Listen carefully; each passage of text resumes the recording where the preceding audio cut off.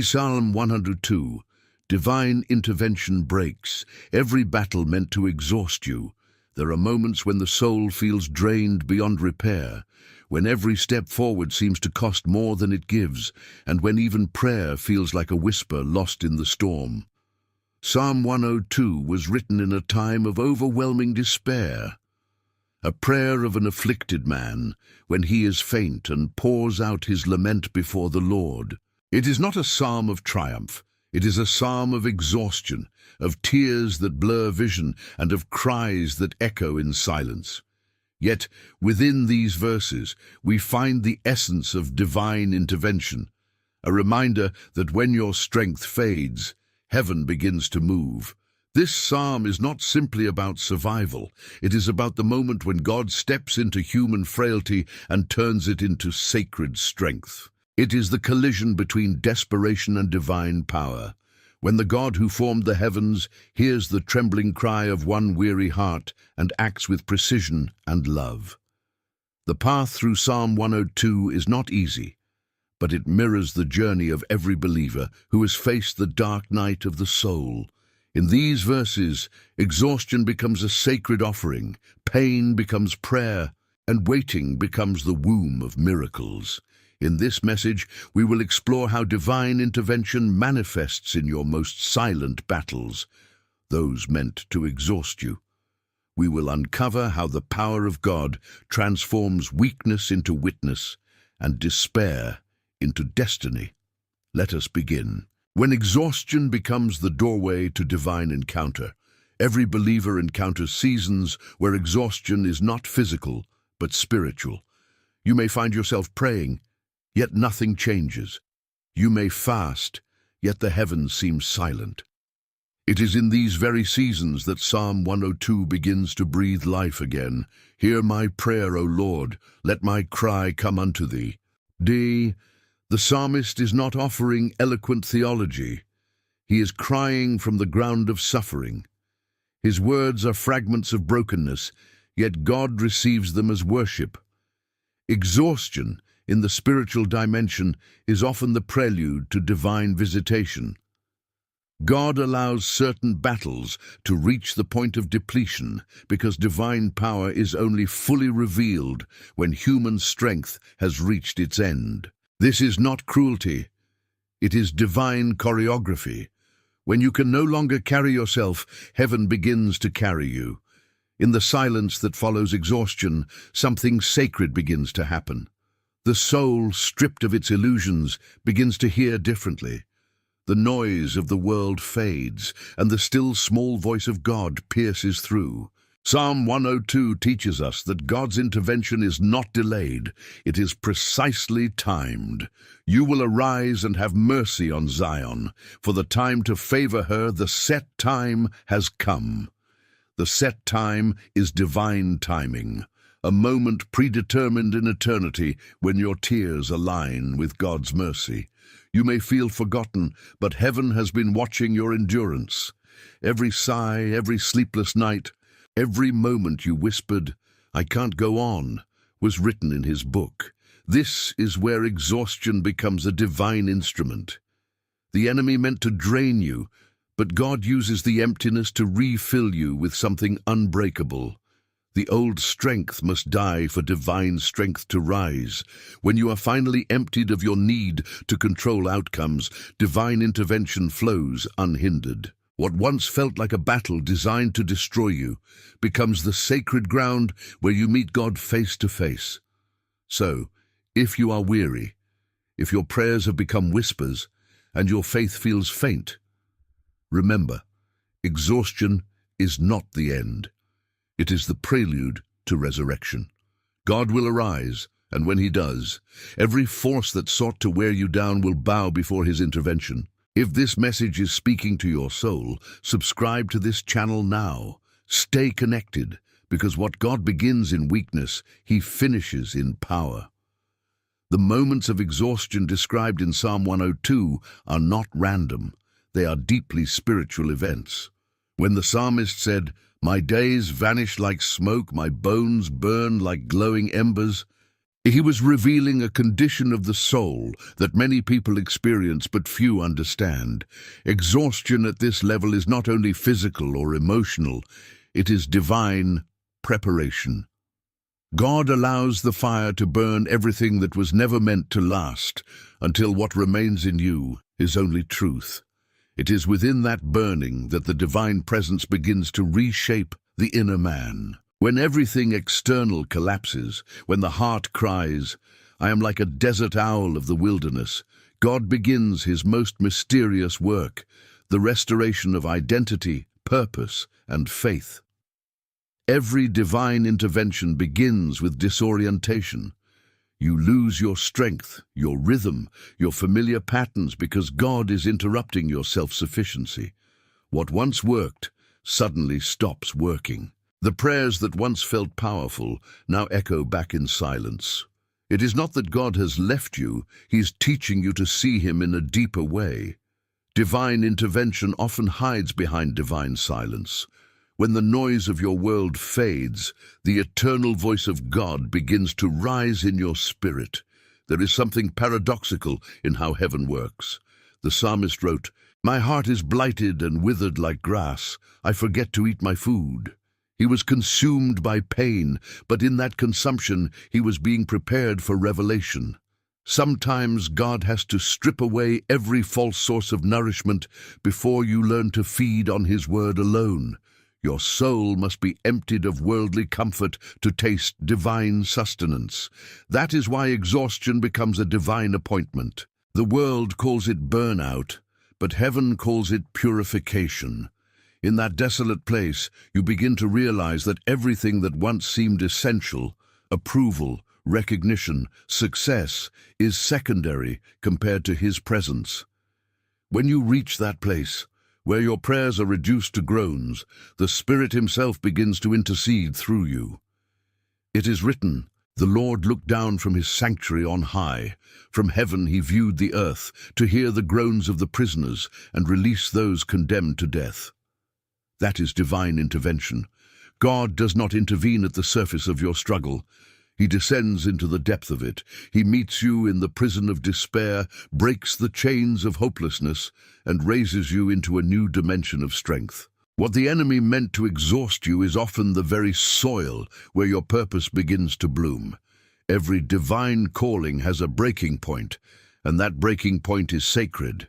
It is not the end, it is the threshold. Abraham was tested in silence before he saw the promise. Joseph was forgotten in the prison before he was raised to the palace.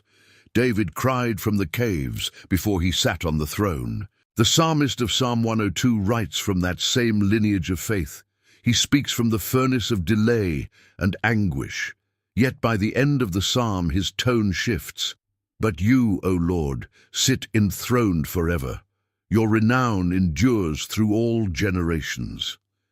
That sentence is the evidence of divine intervention. When you shift from "I am broken" to "But you, O Lord," you have stepped into the sacred rhythm of faith. Divine intervention begins not when your circumstances change, but when your focus returns to God. The exhaustion of battle blinds you to eternity. You see only the temporary pain, the unanswered prayers, the waiting that feels endless.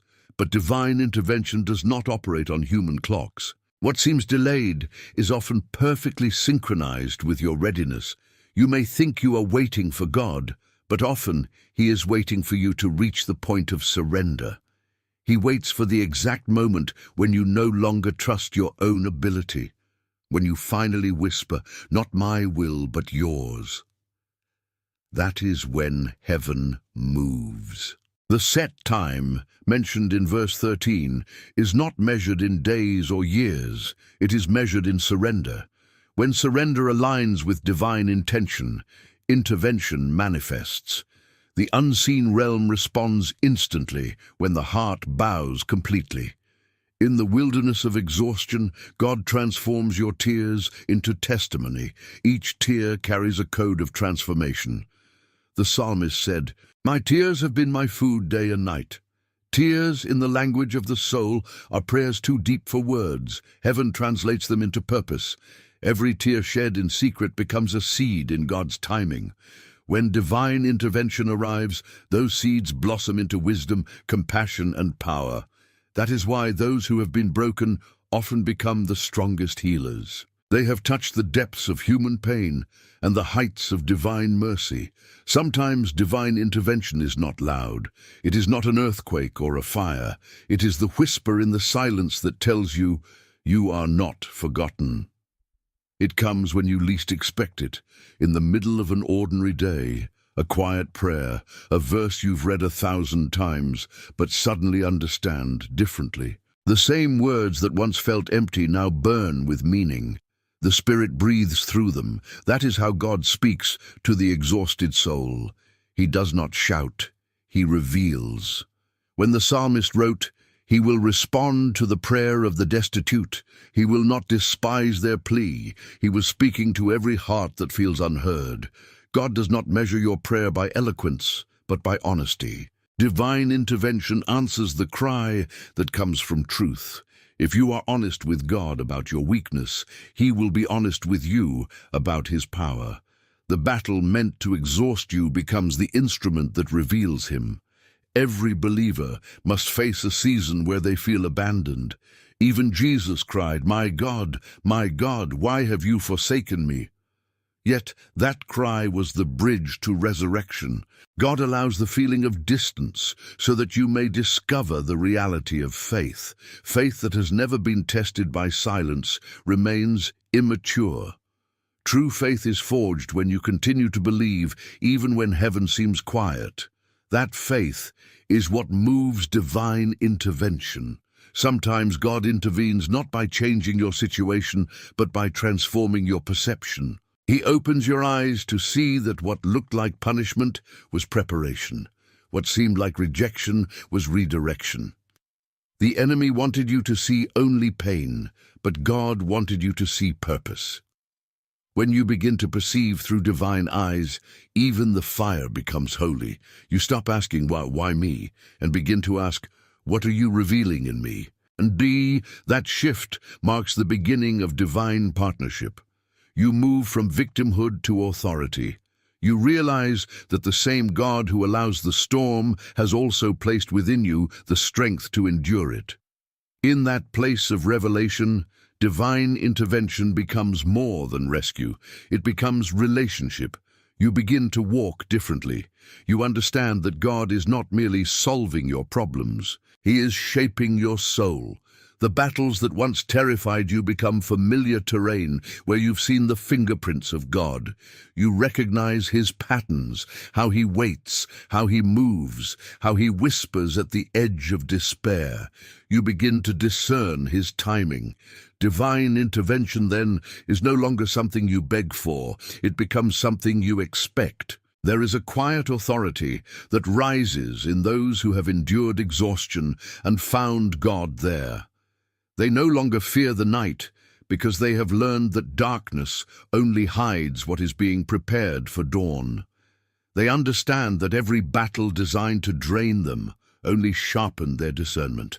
The psalmist's words, "The children of your servants will live in your presence. Their descendants will be established before you," show that divine intervention has generational power. When God rescues you, He redefines the future of those who come after you. Your survival becomes their inheritance. Your testimony becomes their foundation. The battles that nearly broke you become memorials of mercy. You can look back and say, if it had not been for the Lord who was on my side, I would have been consumed. That realization fills the soul with gratitude, and gratitude sustains you through the next storm. Gratitude is the atmosphere of divine intervention. When you begin to thank God in the middle of exhaustion, you are declaring that His faithfulness is greater than your pain. That declaration attracts the presence of God like a magnet. Heaven moves where gratitude lives. Divine intervention does not always remove your enemies. Sometimes it silences them. It makes their words powerless, their traps irrelevant. The psalmist said, He weakened my strength in the way. It is as if God allowed weakness to become the very path to victory. That is the paradox of grace. You win by surrendering. You rise by bowing. The world says, fight harder, but heaven says, rest deeper. When you rest in divine timing, you become untouchable. Your strength no longer comes from striving. It comes from alignment. Many people misinterpret divine delay as divine denial, but delay is the womb of destiny. It is the space where God hides you from premature exposure. The psalmist's isolation, his feeling of being like a lonely bird on a housetop, was not punishment, it was preservation. God hides you when he is preparing to reveal you in power. The exhaustion you feel is not a sign of failure. It is a sign that your old capacity can no longer hold what God is about to pour. The breaking is an expansion. When divine intervention finally manifests, it often looks simple. A door opens, a word is spoken, a burden lifts. Yet, behind that simplicity lies an eternity of divine orchestration. Every moment of silence, every unanswered prayer, every night of tears was part of the alignment. Heaven was moving unseen. The angels were already dispatched. The timing was precise. God waited for the perfect moment, the moment when his glory would be undeniable. The intervention of God in Psalm 102 is not just for the individual, it becomes a declaration for generations. Let this be written for a future generation, that a people not yet created may praise the Lord. Your pain becomes prophecy. The battles that nearly destroyed you become scriptures for those who will walk after you. What you overcome today will teach others tomorrow that exhaustion is not defeat, but invitation. Divine intervention is the legacy of those who refused to give up when everything screamed that it was over. This psalm reveals that divine intervention is not random compassion. It is covenant faithfulness. God acts because he promised to act. He intervenes because his word cannot fail. Even when you are faithless, he remains faithful, for he cannot deny himself. That is why you can trust him even in exhaustion. Your feelings fluctuate, but his nature does not. You may not see how it will happen, but you can rest in who he is. The psalmist's cry of distress eventually turned into praise, not because his circumstances changed first, but because his focus did. He remembered that God's throne endures forever. That truth alone sustained him until the intervention came. If you can hold on to that his throne is unshaken, you will endure every battle meant to exhaust you. In the end, divine intervention is not about escaping suffering, it is about transforming through it. When the fire has done its work, when the night has finished its lesson, when exhaustion has emptied you of pride and fear, you will emerge different. You will speak with the authority of one who has seen God in the ashes. You will walk with the peace of one who knows that nothing can separate you from his love. You will pray differently, love differently, and live differently, because the battle that once exhausted you has now empowered you. God does not intervene to prove his power. He intervenes to fulfill his purpose. Every delay, every silence, every hidden season was an expression of his timing. He waited because he was perfecting what concerns you. The psalmist began in despair, but ended in declaration. From ashes to eternity, from weakness to worship. That is what divine intervention does. It rewrites the story. So if your heart feels faint today, if your strength is failing, remember that you are standing in the same place where countless saints have stood before you. The same God who heard them will hear you. The same God who restored them will restore you. You may not feel it yet, but heaven is already responding. You are not forgotten. You are being refined. And the battle meant to exhaust you will soon become the testimony that sustains others. If this message has touched your heart, subscribe to this channel now. Stay connected to receive more words that will strengthen your faith and remind you that God is still writing your story. The human soul was never designed to endure endless warfare without divine renewal. When Psalm 102 speaks of fainting, burning bones, and vanishing days, it captures the spiritual exhaustion that sets in when battles seem unending. There is a kind of fatigue that sleep cannot heal. It is the weariness of carrying unanswered questions, the heaviness of waiting for breakthrough while pretending to be strong. Divine intervention becomes not only rescue, but resuscitation. God breathing into what has collapsed inside you. When the psalmist wrote, "He looked down from his holy height. From heaven the Lord gazed upon the earth." He was declaring a mystery. Even in the most silent seasons, God is observant, intimately aware, and ready to act. He looks not merely to see, but to redeem. The reason exhaustion often precedes intervention is because the soul must first be emptied of false strength. As long as you think you can manage the storm through strategy or sheer will, you will continue to sink. God waits until your pride is gone, until the illusion of control has shattered, until all that remains is a raw heart saying, "Lord, I can't." It is then that divine power begins to flow. What appears to be collapse is often sacred preparation. God allows certain doors to close, certain relationships to fade, certain comforts to dry up, not because He has abandoned you, but because He is redirecting your source. He is shifting your dependency from the external to the eternal. When the psalmist lamented that his days pass away like shadows, he was confronting the brevity of human effort. Everything in this world fades, but divine intervention rewrites what is fading into something permanent. The moment God breathes into your situation, what was temporal gains eternal value. That is why the battles that once seemed meaningless suddenly make sense in hindsight. They were never wasted. They were the forge in which faith was tempered. Every tear was part of your consecration, every delay part of your elevation. Divine intervention does not erase your pain, it transforms it into revelation. If you observe the structure of Psalm 102, it begins in anguish and ends in eternity. That transition is not accidental, it is a pattern of spiritual life. Every believer walks through a valley where the weight of suffering feels unbearable, and yet, at the end of that journey, there emerges an unshakable understanding that God remains enthroned forever. When divine intervention comes, it is not only to fix circumstances, but to recalibrate perspective. You begin to see differently. You begin to understand that what was meant to exhaust you actually exposed your divine capacity. Many people assume intervention means the instant removal of pain, but the deeper truth is that God's first act of mercy is presence. Before He changes the situation, He reveals Himself within it. His nearness becomes your sustenance. The psalmist's turning point came when he realized that even though everything temporal was fading, the eternal remained.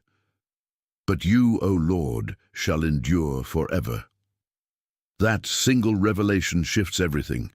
When your foundation becomes divine permanence rather than human performance, exhaustion loses its power. Divine intervention often begins invisibly. You feel no earthquake, see no miracle, but something within begins to shift. A peace that should not exist appears in the middle of chaos. That peace is not passive, it is evidence that heaven has entered your atmosphere. When God intervenes, He doesn't always change your circumstances first. He changes your state of being within them. The same desert that once drained you becomes a place of revelation. The same isolation that once crushed you becomes the womb of intimacy. The same weakness that once humiliated you becomes the platform for grace. Every exhausted believer eventually faces the question, why does God allow the battle to last so long? The answer lies within divine timing and purpose. The length of your struggle is often equal to the depth of transformation required. God will not allow the battle to end prematurely if it means you would emerge unchanged. He loves you too much to leave you halfway through sanctification. The psalmist's agony was prolonged, not because God was cruel, but because something eternal was being written through him. Divine intervention is never rushed. It is perfect. Every moment of delay is precise, every silence strategic, every pain purposeful. When you read, "He will rebuild Zion and appear in his glory," you realize that intervention is not random mercy, it is creative restoration. God doesn't simply repair what was broken, he rebuilds it in glory. When he intervenes, he does not return you to where you were. He establishes you on a higher ground. That is why those who endure spiritual exhaustion often carry a new authority afterward. They have tasted divine faithfulness in the fire. They know, not by doctrine, but by experience, that God keeps his promises. The psalmist says, "He will regard the prayer of the destitute." That word destitute means stripped, emptied, without resource. It is precisely there, in the nakedness of the soul, that divine attention intensifies. God cannot fill what is already full. He can only pour himself into emptiness. When you reach the end of yourself, you are finally ready for the beginning of God. The prayer of the destitute is the purest prayer because it carries no pretense. It is simply a cry for God himself, not for his gifts. Divine intervention always begins when desire shifts from outcome to presence. The most beautiful paradox in Psalm 102 is that the psalmist's deepest weakness becomes the very platform of God's strength. Every verse of despair turns into a declaration of divine endurance. Your years go on through all generations. Day, the man who thought he was fading realizes he is connected to the eternal one who never fades. That is the essence of intervention, God taking your mortality and infusing it with his immortality, taking your despair and filling it with his unending life. When you experience that kind of encounter, something irreversible happens inside you. You lose the appetite for superficial faith. You stop chasing emotional highs and begin seeking eternal depth. Divine intervention matures you. You no longer beg for comfort, you crave purpose. You stop asking, "When will this end?" and begin asking, "What is this producing in me?" That shift in perspective is the true evidence that God has intervened. Sometimes the greatest act of intervention is internal deliverance. Deliverance from fear, from bitterness, from unbelief. The external battle may continue for a season, but you are no longer fighting from desperation. You are standing from revelation. The psalmist's situation had not yet changed, but his spirit had. He could say, "You will arise and have compassion on Zion," not because he had seen the result, but because he had heard the promise. Divine intervention anchors you in faith, even before manifestation arrives. The enemy's strategy has always been exhaustion. If he cannot destroy you through sin, he will attempt to drain you through delay. He will magnify time until waiting feels like abandonment. But Psalm 102 exposes this lie.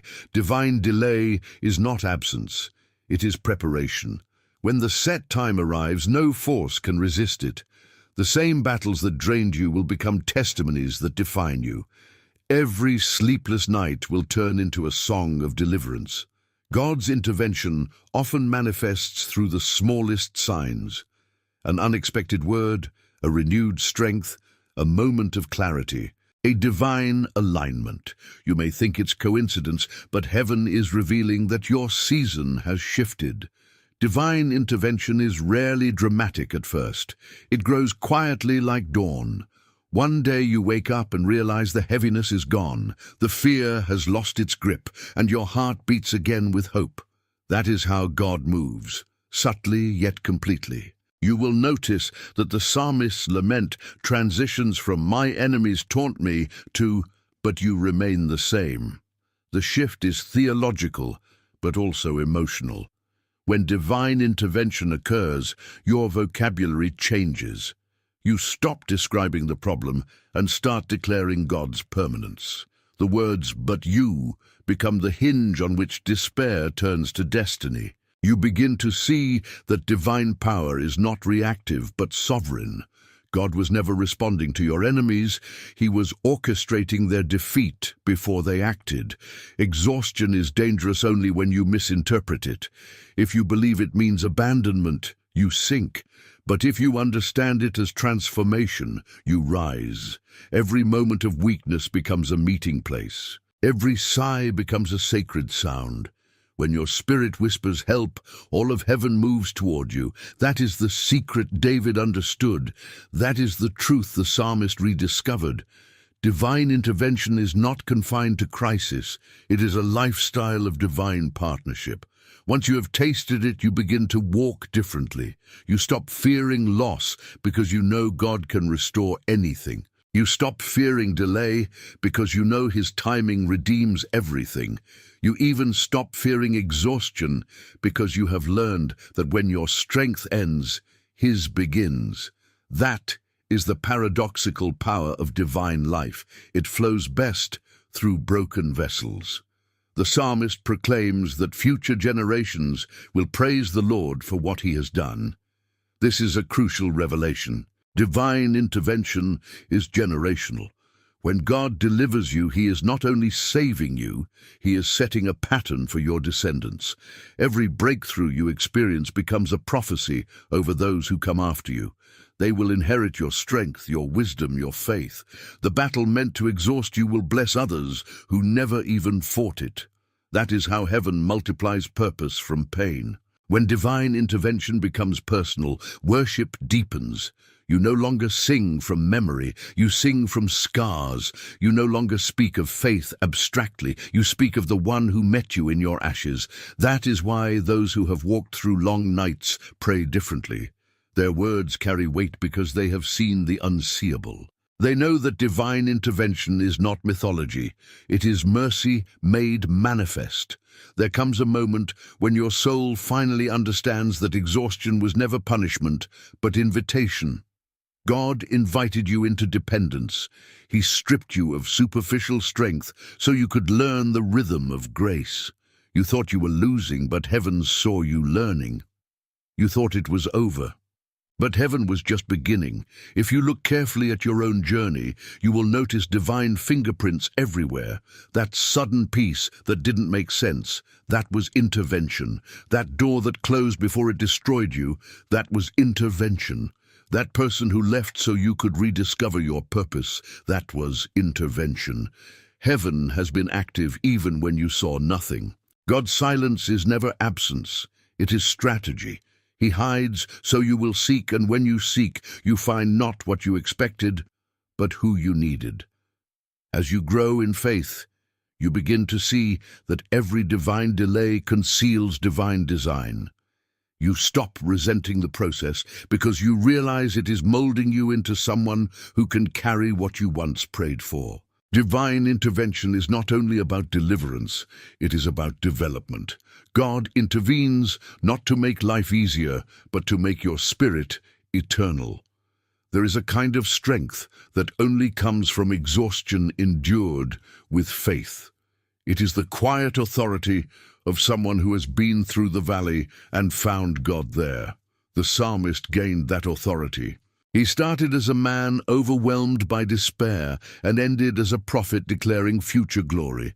That transformation did not happen because circumstances changed. It happened because divine presence entered his reality. When you experience that, you can never go back to shallow belief. You know too much about his faithfulness to doubt him again. Every divine intervention carries two signatures, mercy and timing. Mercy ensures that you are never beyond redemption. Timing ensures that you receive restoration when you are ready to sustain it. If you receive too early, it breaks you. If you receive too late, it burdens you.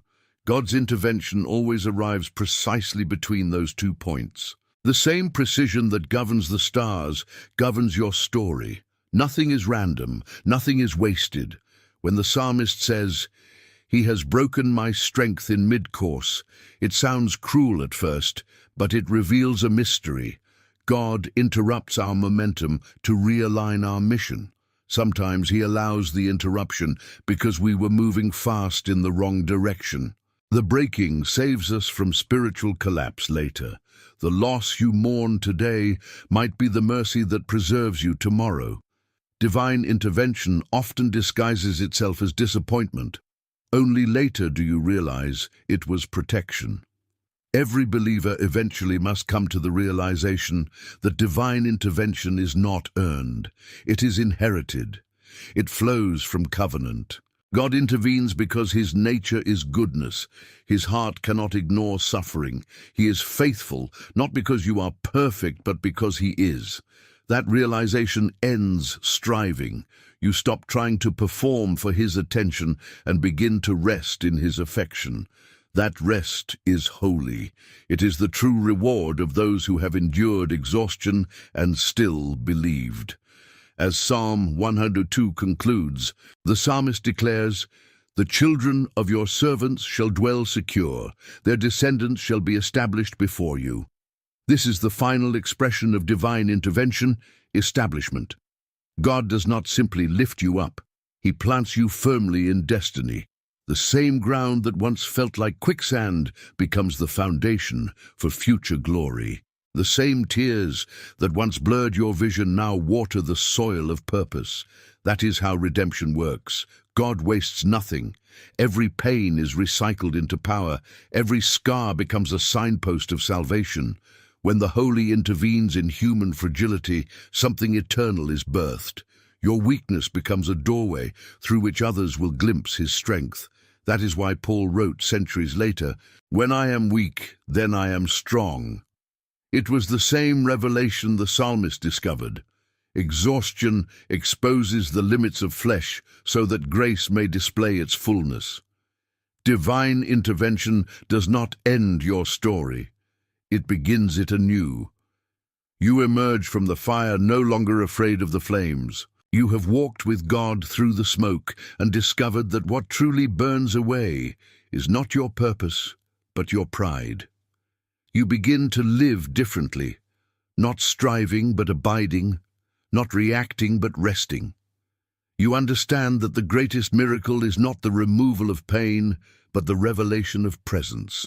Once you have encountered that, everything changes. So even now, if your heart is weary and your spirit feels crushed, remember this truth. Divine intervention is already unfolding. It may not appear the way you imagined. It may come quietly, like dawn breaking through the last hours of night. But it will come, because the one who promised is faithful. He will not leave you in exhaustion. He will raise you in renewal. Your battle will not end in burnout, but in breakthrough. The same God who turned the psalmist's lament into a legacy will turn your weariness into worship. If this word has spoken to you, subscribe to this channel now. Stay connected, because the next revelation will deepen your understanding of how God turns exhaustion into divine elevation. There comes a point in every believer's journey where the heart can no longer pretend to be strong. The tears have dried up, the words have been said 1,000 times, and yet the situation remains. This is the hidden valley that Psalm 102 exposes so honestly. The valley where faith is no longer a declaration of victory, but an act of endurance. Do not hide your face from me when I am in distress.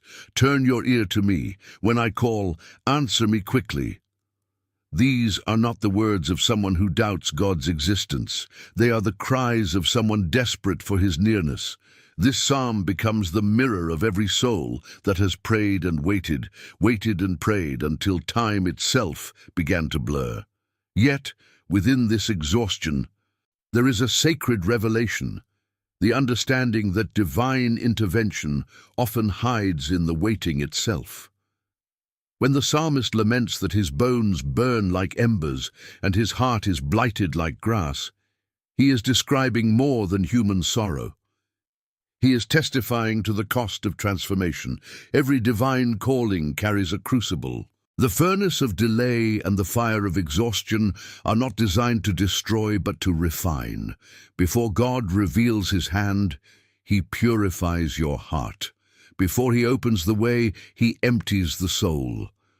The prayers that once demanded quick answers evolve into whispers of surrender, and that surrender is the doorway through which divine intervention flows unhindered. It is in those nights when the heavens seem locked that faith becomes something more than belief. It becomes obedience. You continue to pray, not because you feel God, but because you know Him. You keep walking, not because you see the road, but because you trust the destination. That kind of faith cannot be taught in comfort. It is born in exhaustion. The man who wrote Psalm 102 did not emerge weaker from his despair. He emerged with a revelation of eternity. But you, O Lord, remain forever. Your fame endures to all generations. There, amid ashes and affliction, he glimpsed the changeless nature of God. And in that glimpse he found rest. Divine intervention in its purest form is not simply God stepping into time. It is eternity touching temporality. It is the eternal nature of God breaking into the fragile story of man. The psalmist, in his exhaustion, was not forgotten. He was being positioned to become the mouthpiece of this mystery. Every weary soul that would come after him would read his lament and find hope. What once felt like a personal breakdown became a prophetic breakthrough for generations. Such is the nature of divine work. What feels like ruin is often revelation. If you look closely at the rhythm of this psalm, it follows a sacred order: pain, prayer, patience, and promise. The pain awakens prayer. Prayer births patience. Patience brings the promise into manifestation. But most people quit in the middle of the process, in the patience phase. They interpret silence as denial, not understanding that silence is where God forms the roots of your faith. The deeper the root, the higher the future fruit. If He answers too soon, your foundation will crack under the weight of the blessing, so He waits. He waits until your dependence on Him is absolute, until your pride dissolves into humility, until your worship is no longer conditional. Then, and only then, the word, "you will arise," becomes reality. The phrase, "you will arise and have compassion on Zion," is not a simple statement. It is a decree from the weary heart to the everlasting throne. It means the psalmist had moved from despair to declaration. Something shifted inside him, not the circumstances, but his perception. He began to prophesy his deliverance before seeing it. That is the highest form of faith, declaring the "you will," while still living in the "I can't." Divine intervention always begins as a whisper of faith in a weary soul. And yet, before the intervention comes, God must first deal with your inner exhaustion. There is a kind of weariness that runs deeper than physical fatigue, the weariness of hope deferred. You have believed for so long that believing itself becomes a burden. You pray but expect nothing. You move but feel numb. That's when divine mercy begins to work beneath the surface. God does not condemn your weariness. He redeems it. He takes your weak prayers and weaves them into His eternal plan. Every sigh becomes a seed. Every tear is collected. Every unspoken ache is translated into language heaven understands perfectly. When the psalmist says, He will respond to the prayer of the destitute, he speaks of this divine empathy.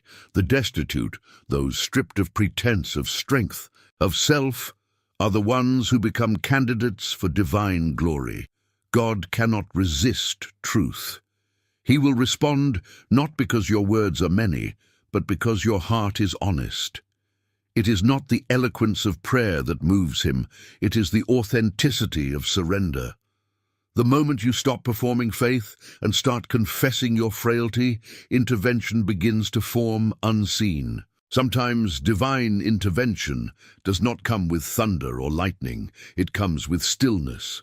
You wake up one morning, and though nothing external has changed, your spirit feels light again. That lightness is not random. It is the gentle touch of restoration. Heaven is rebuilding your inner world. It is God saying, "Peace, be still," not to your situation first, but to your soul. Once your soul finds rest, the external world must eventually follow. The psalmist's heart, which once melted like wax, became anchored again, not because his enemies vanished, but because his focus shifted. The transition between despair and hope always happens at the moment you remember who God is. That remembrance is not intellectual, it is spiritual recognition. It is the heart remembering its origin. You were not created to collapse under the weight of circumstance. You were created to carry the presence of the eternal. Divine intervention is not merely an act of God, it is a restoration of alignment between the Creator and the created. When that alignment is restored, even your exhaustion becomes holy. The psalmist's confession, "My days are like an evening shadow," echoes the human condition, our mortality, our temporariness. Yet it is followed by the eternal contrast, "But you, O Lord, are enthroned forever." In those two lines lies the secret of divine perspective. You begin to realize that while everything around you fades, the one within you does not. That awareness does not remove the pain, but it anchors you beyond it.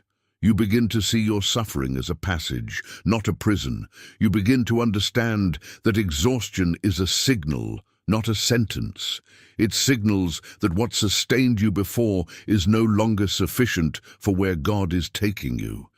Every battle meant to exhaust you carries an invitation to evolve.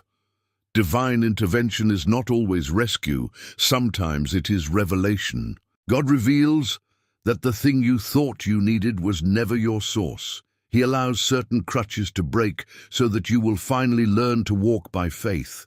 He allows certain people to leave so that you can recognize His companionship. He allows silence so you can rediscover His voice. Each apparent loss is a disguised lesson in dependence. Psalm 102 also reveals that divine intervention often happens at the lowest emotional and spiritual altitude. The psalmist is not on the mountain of victory, but in the valley of despair. He feels isolated, forgotten, surrounded by enemies, and consumed by weakness. Yet it is precisely there that God appears. He does not wait for your composure, He comes into your chaos. That is the essence of divine compassion. He does not ask you to climb to Him, He descends to you. When you are too weak to reach upward, grace reaches downward, and when grace reaches, everything begins to shift.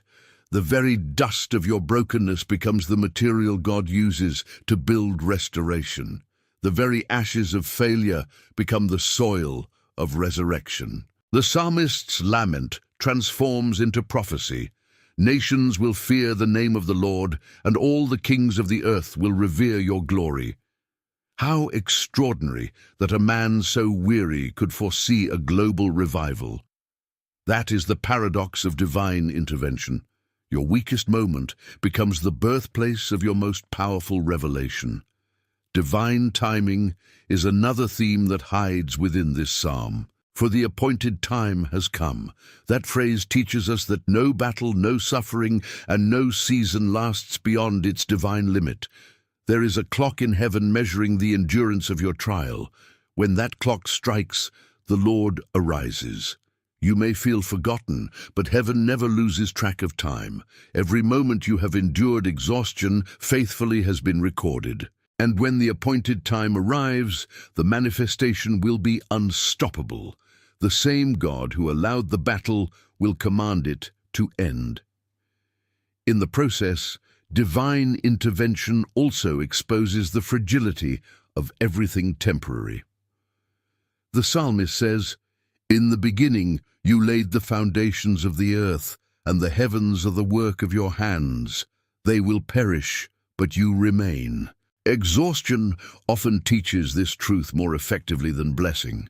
When you lose what you thought was permanent, you discover the one who truly is. That discovery changes everything. You no longer cling to things or people. You cling to presence. You no longer build on sand, you build on the rock. Divine intervention, therefore, is not just a miracle. It is a revelation of stability in a transient world. When God intervenes, He does not simply restore your strength. He redefines your purpose. The psalmist who once mourned now becomes a writer of eternal hope. His pain turned into sacred scripture. Likewise, your story of exhaustion is being written for someone else's deliverance. You are not suffering in vain. Every moment of despair you endure faithfully becomes a light for someone else walking through darkness. Divine intervention multiplies meaning out of misery. There is a beauty in divine exhaustion that few recognize. It strips away illusions until only truth remains. It dismantles self-importance, humbles ambition, and reveals how dependent we truly are. And then, when you finally stop striving, the Spirit breathes again. You realize that what you called breaking was actually becoming. You were becoming someone whose faith is unshakable, whose peace cannot be stolen, whose hope is anchored beyond circumstance. Divine intervention may not come when you expect, but it always comes when you are ready. Sometimes the greatest sign of intervention is not external change, but inner stillness. When your heart finally stops racing, when fear loosens its grip, when you can sit in silence and still sense that God is good, that is the evidence of His touch. That peace cannot be manufactured. It is the residue of divine presence. The psalmist experienced this shift. His complaints turned into confession, his despair into declaration, his weakness into worship. He began the psalm weeping, but ended it writing of generations that would praise the Lord. That is the trajectory of every soul touched by divine intervention. There will be times when you think you are too far gone, too weary to recover. Yet even there, grace finds you. Divine intervention is not limited by your weakness. It is activated through it.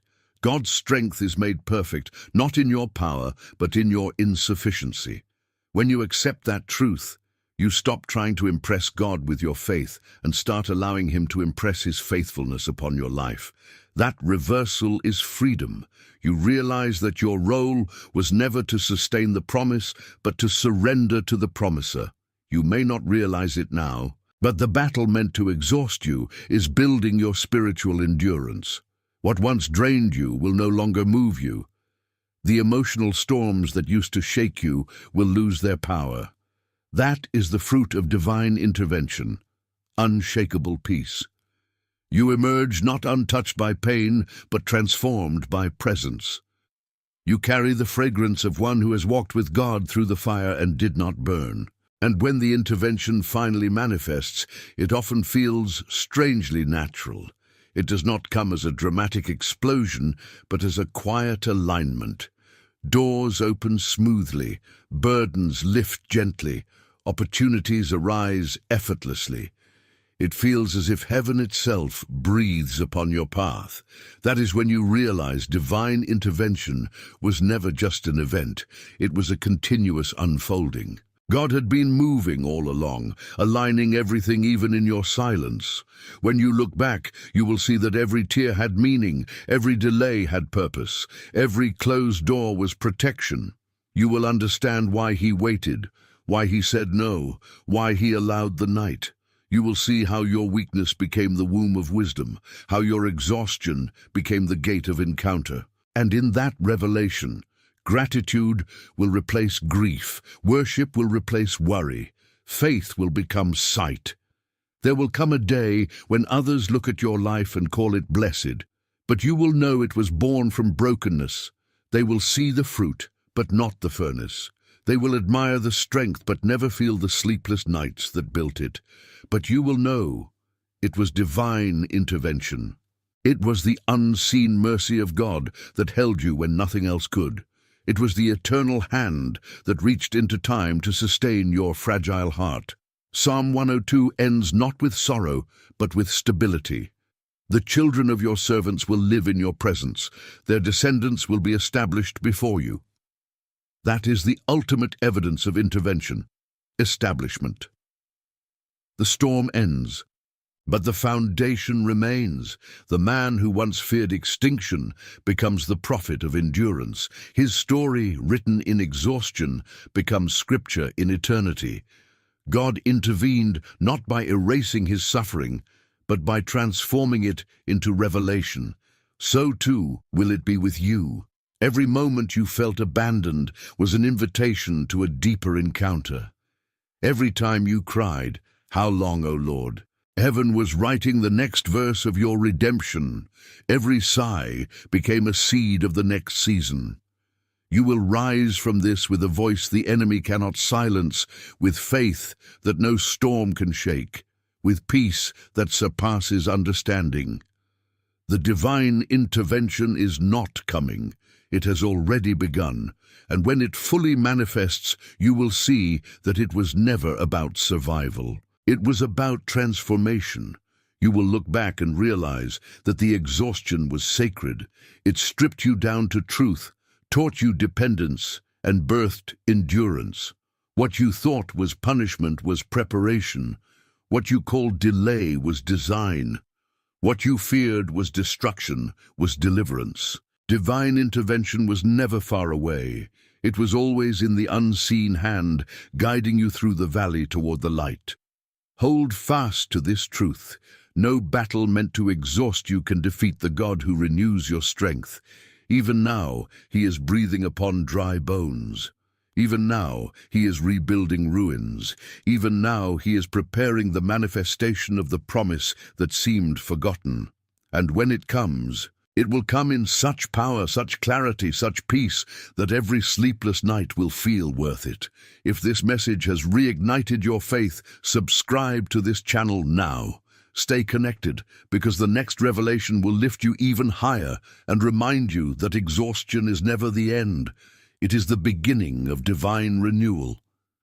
When the psalmist reached the end of his strength, he did not find destruction. He found God waiting there. The last breath of his human endurance became the first breath of divine renewal. Psalm 102 begins in anguish, rises through revelation, and ends in restoration. And that progression is the journey of every soul that refuses to surrender to despair. The final movement of this psalm reveals the mystery of divine completion.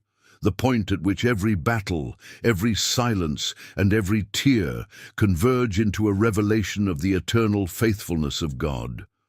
The one who began the psalm fainting now finishes it proclaiming stability for generations to come. That transformation does not occur through luck or sudden change. It happens through divine intervention that rewrites identity.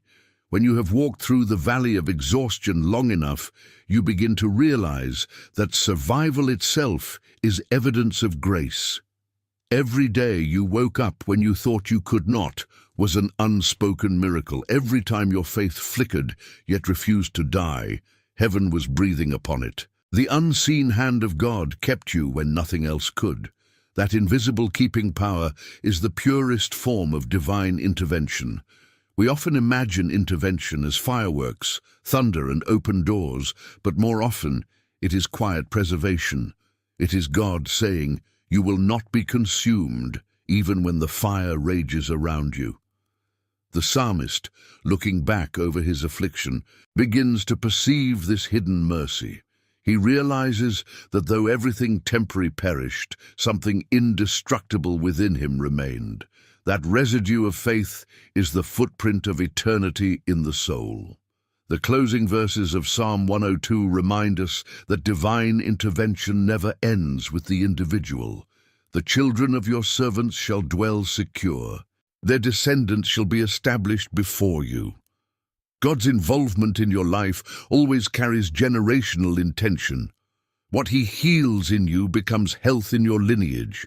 What he restores in your mind becomes clarity for those who come after you.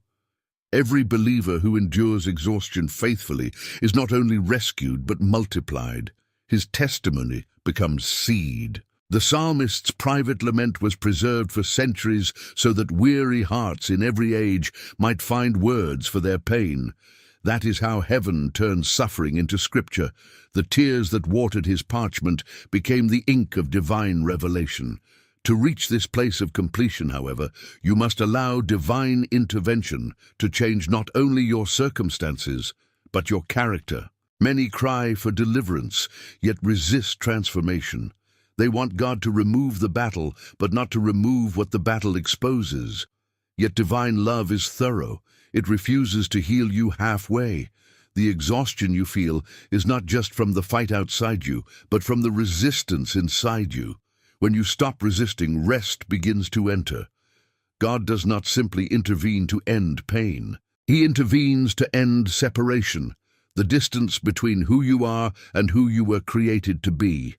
In the closing melody of Psalm 102, the psalmist's voice merges with God's purpose until they sound like one. That is the goal of every divine encounter. Union. You can hear that union in the way his language shifts from my to your.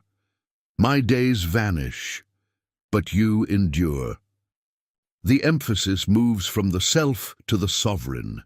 When divine intervention reaches its fullness, self-preoccupation dissolves into worship. The focus is no longer on what you lost, but on who remained. That shift is the true miracle. Circumstances change. Faith endures. Divine intervention does not simply give you what you asked for. It gives you eyes to see differently, heart to feel differently, and spirit to dwell differently. The exhaustion that once defined you becomes a testimony that refines you. The greatest misunderstanding about intervention is that it ends struggle forever. In truth, it inaugurates a new relationship with struggle. You no longer fear it because you have seen that even pain obeys God. The psalmist, once afraid of his frailty, now writes of permanence. He has learned that mortality itself is not failure, it is invitation. To be finite is to need the infinite daily, and that dependence becomes delight. The man who once begged God to hear his cry now realizes that God had been listening all along, not to his words only, but to his becoming. Every sigh sculpted his spirit into something that could carry divine wisdom. In this final stage, divine intervention becomes embodiment. God does not merely act for you, he lives through you. The psalmist's closing confidence, "You are the same, and your years have no end," is not borrowed theology, it is lived revelation. Once you have encountered the unchanging nature of God in your changing circumstances, fear loses its vocabulary. You begin to move through life with quiet authority, not because the world is stable, but because He is. That stability within instability is the hallmark of divine maturity. Even the imagery of the psalm evolves. At the beginning, the writer describes ashes, smoke, and withering grass, symbols of decay. By the end, he speaks of foundations, rebuilding, and generational endurance, symbols of permanence. The same man, the same life, the same environment, yet the atmosphere is transformed by perspective. This is what divine intervention does. It alters reality by transforming perception. The external may remain, but the internal has shifted into alignment with eternity. When that alignment is complete, the soul becomes unshakable. If you reflect on your own path, you will likely see the same pattern. Seasons of confusion that later revealed purpose, losses that protected you from greater harm, doors that closed so the right ones could open, relationships that ended so divine connection could begin. At the time, it felt like exhaustion. Later, it revealed itself as orchestration. God's intervention rarely makes sense in motion. It is understood only in reflection. When the psalmist looked back, he saw the invisible choreography of mercy. The nights of silence were symphonies of divine arrangement. The isolation that felt cruel became incubation. The unanswered prayers were not rejections, but redirections. Every detour led him closer to the throne. Divine intervention, when fully revealed, creates gratitude beyond reason. You find yourself thanking God not only for what he gave, but for what he withheld. You thank him for closed doors as much as open ones. You even thank him for exhaustion, because it became the meeting ground between your emptiness and his fullness. Gratitude transforms history into testimony. When you can look at your scars and see grace instead of grief, you know the healing is complete. That is where the psalmist ends, not demanding, not pleading, but resting. The restless heart has become the resting place of God. This rest does not mean passivity. It means trust so deep that obedience becomes effortless. You no longer strive to prove faith, you live from it. The energy once wasted on anxiety becomes the fuel of worship. The time once spent questioning becomes the space for communion. That is divine restoration in its highest form, not merely recovered strength, but redefined existence. The one who once said, "My heart is withered," now speaks words that will live for millennia. Such is the fruit of endurance touched by eternity. To live in this awareness is to see divine intervention everywhere. You begin to perceive his fingerprints in ordinary details. The timing of a conversation, the quiet conviction in prayer, the way light falls through the window, just as your heart lifts. You realize that miracles are not interruptions of nature, but revelations of God's continuous activity. Life itself becomes sacred. You are no longer waiting for divine moments, you are living in them. The weary man of Psalm 102 has become the witness of perpetual grace. At this point, divine intervention becomes inseparable from divine indwelling. The God who once seemed distant is now internal, breathing through your every thought. You become what the psalmist foresaw, a dwelling place of his glory. This is not metaphor, it is mystery. The spirit that sustained him through exhaustion now sustains you. You walk through the same world, but with a new center. The old cycle of striving and collapsing gives way to a rhythm of receiving and releasing. You no longer fear emptiness, because you know it will be filled. You no longer fear delay, because you know it carries design. You no longer fear exhaustion, because you know it precedes expansion. In the quiet aftermath of divine intervention, humility deepens. You realize you contributed nothing except surrender. You did not earn grace, you encountered it. And that realization guards you from pride when restoration comes. The psalmist ends not boasting of survival, but blessing the eternal. He does not glorify his endurance. He glorifies God's constancy. True deliverance always points away from self toward the Savior. When you speak of what he has done, the focus is not your pain, but his presence within it. That shift keeps your heart pure and your purpose clear. Divine intervention, when complete, births a new kind of intercession. The once broken person becomes a channel through which compassion flows to others. The psalmist, having known despair, can now comfort the destitute. Those who have felt God's silence become the best witnesses of his eventual response. Their voices carry authenticity. Their words heal because they were once wounds. That is why heaven allows certain souls to walk through prolonged exhaustion. They are being prepared to carry healing authority. The oil that flows from them later is pressed from the olives of their suffering. Even creation mirrors this rhythm. Night must precede dawn. Winter must precede spring. So too in spiritual life, exhaustion must precede empowerment. It is written into the fabric of existence that resurrection follows death. The psalmist's journey echoes this eternal cycle. The ashes of his lament fertilize the soil of his praise.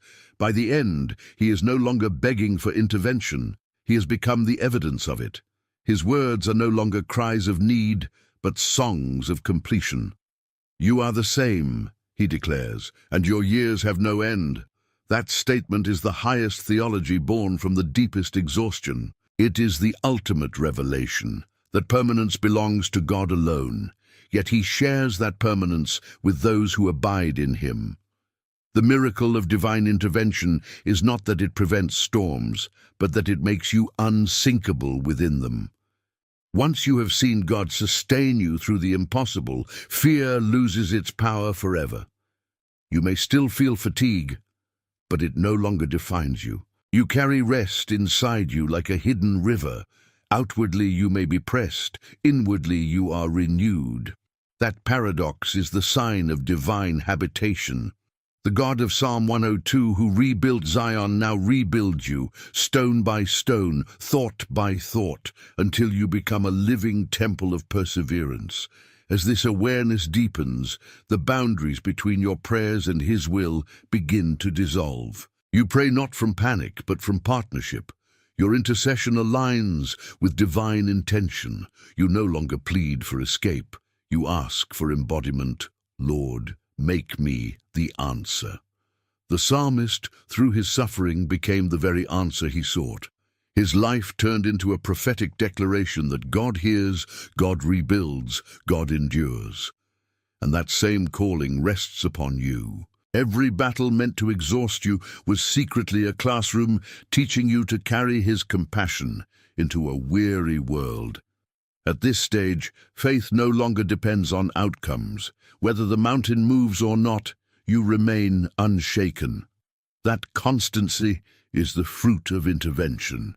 You have learned that the same God who works miracles in moments also sustains hearts for decades. His power is not limited to dramatic displays. It manifests in daily endurance. The quiet faithfulness of continuing is itself divine power. The psalmist continued to write though his body weakened. You continue to believe though results delay. That continuation is holy. Heaven calls it worship. And so the psalmist closes his prayer not with exhaustion, but with expansion. What began as an isolated cry now becomes a universal echo across generations. That is the final movement of divine intervention. It enlarges what was once private into something eternal. The soul that once whispered in weakness now speaks with authority, born of encounter. Once you have seen God rebuild the ruins of your life, you cannot remain silent. You become a living proclamation of His endurance. In this place of completion, you recognize that every battle was an invitation into deeper intimacy. You understand why the exhaustion had to come, because only emptiness makes room for fullness. The psalmist's brokenness allowed the glory of God to inhabit human frailty. That same mystery continues in every believer. God reveals His permanence through our impermanence, His power through our weakness. When divine intervention reaches its fullness, the boundaries between your pain and His purpose blur. You realize that what hurt you also healed you, that what delayed you also delivered you, and that what emptied you also prepared you. From that revelation springs a peace that no circumstance can violate. You no longer seek to escape the valley because you have met the shepherd there. You understand that divine presence is the true prize of every struggle. The psalmist's heart, once overwhelmed, becomes a sanctuary. The same tears that once blurred his vision now cleanse it. He sees with eternal eyes. To live from this vision is to walk through a turbulent world while anchored in timeless calm. That is not denial of pain. It is dominion over it. The storms continue to rage, but they can no longer drown you because you have learned to breathe underwater, to draw life from the Spirit even when everything around you seems suffocating. Divine intervention, in its ultimate form, is not an external rescue but an internal resurrection. It is the awakening of divine consciousness within the human soul. The psalmist's closing words about God's unchanging nature are not mere theology, they are testimony. He has experienced eternity within time. When that awareness dawns on you, everything changes. You begin to see that your story was never merely about endurance, but about embodiment. God desired not just to deliver you, but to dwell in you. The battle meant to exhaust you became the cradle of communion. At this level of faith, worship becomes effortless because gratitude flows naturally. You no longer praise to get something. You praise because you have seen everything. The veil between heaven and earth feels thin. Prayer becomes conversation. Silence becomes language. And even pain becomes praise. That is the secret of the saints. They discovered that divine intervention was never sporadic. It was constant. Every breath was grace, every step was guided, every setback was seeded with promise. The psalmist's legacy teaches that exhaustion is never wasted. Each dark night refines perception until you can discern light even in shadow. Each unanswered prayer stretches capacity until you can hold more of God than you imagined. Each tear carves channels where rivers of compassion will later flow. Those who have suffered long without losing faith become conduits of living water to others. They embody what Psalm 102 reveals, that God rebuilds not only cities, but souls. Zion was a metaphor for the inner sanctuary. When he rebuilds it, he restores worship, identity, and purpose.